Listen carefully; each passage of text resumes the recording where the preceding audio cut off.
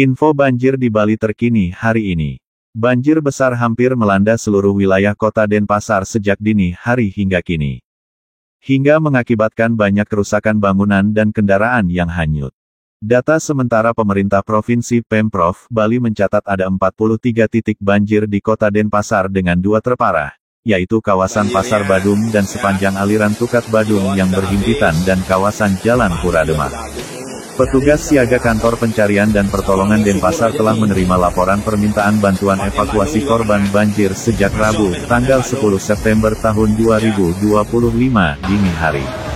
Sebagian besar wilayah Denpasar lumpuh terendam banjir akibat intensitas hujan tinggi yang mulai terjadi pada Selasa tanggal 9 September tahun 2025. Di perumahan Wiraraja, Desa Ubung Kaja, Denpasar Utara, tim melakukan evakuasi warga yang memerlukan penanganan medis. Daerah lainnya yang tergenang banjir, diantaranya area Laksamana, Nuansa Kori, Lembu Sora, Ahmad Yani Utara, Beda Hulu, Kampung Jawa, Kebo Iwa, Sutomo, Gunung Agung, Pulau Biaki, dan Angantaka.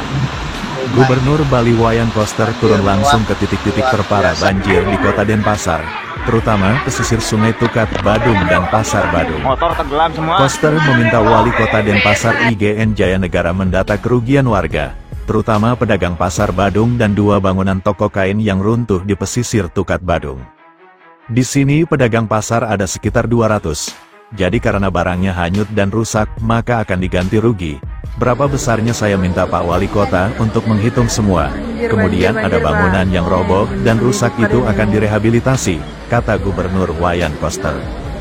Diketahui hujan dengan intensitas tinggi selama lebih dari 24 jam di seluruh Bali, terutama Denpasar, mengakibatkan banjir hampir di seluruh wilayah sejak dini hari tadi.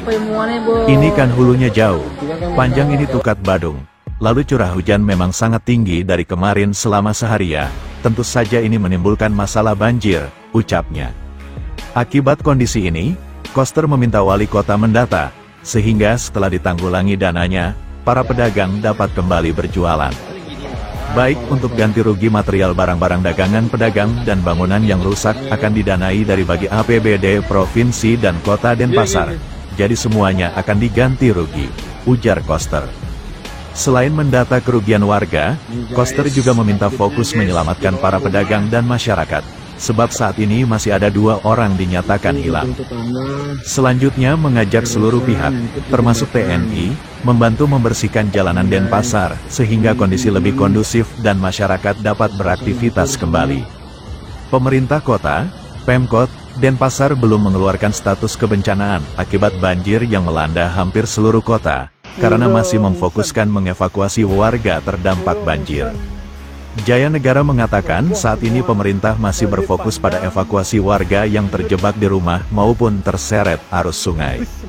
Ya tentu sekarang kami belum bisa menentukan status kebencanaan, karena saya dari jam 4 pagi bersama Pak Wakil di lapangan, belum menentukan, sekarang kami turun untuk penyelamatan, evakuasi dulu, itu prioritasnya, kata dia.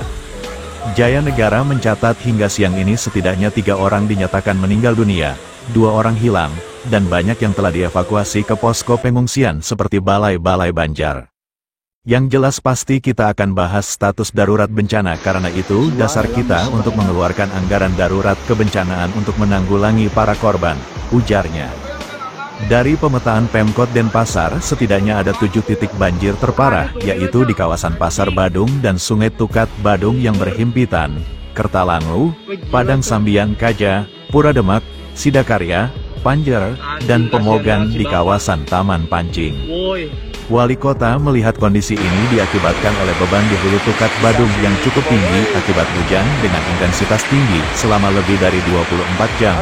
Bahkan ia mengaku selama hidupnya kondisi ini pertama kali terjadi di ibu kota Provinsi Bali itu. Jam 2 dini hari sudah tinggi dan sekarang RS Wangaya dalam kondisi darurat, listrik mati, genset tidak bisa hidup. Sekarang kami sewa karena meluapnya Tukat Badung tinggi sekali menyebabkan airnya ke Pura Demak. Semua sumbernya dari Tukat Badung. kata dia. Dan Selain mengevakuasi korban di lokasi-lokasi banjir yang tingginya menyentuh atap rumah warga, Pemkot Denpasar juga mulai mendata korban dan kerusakan, salah satunya runtuhnya 2 bangunan toko kain di Jalan Sulawesi akibat derasnya Sungai Tukat Badung. Kami akan siapkan dari dana bencana untuk kerugian pedagang. Tidak di sini saja, tapi banyak dari Padang Sambian ada rumahnya jebol, temboknya jebol, banyak kerugian mobil. Kami sekarang minta Kades, Lurah mendata.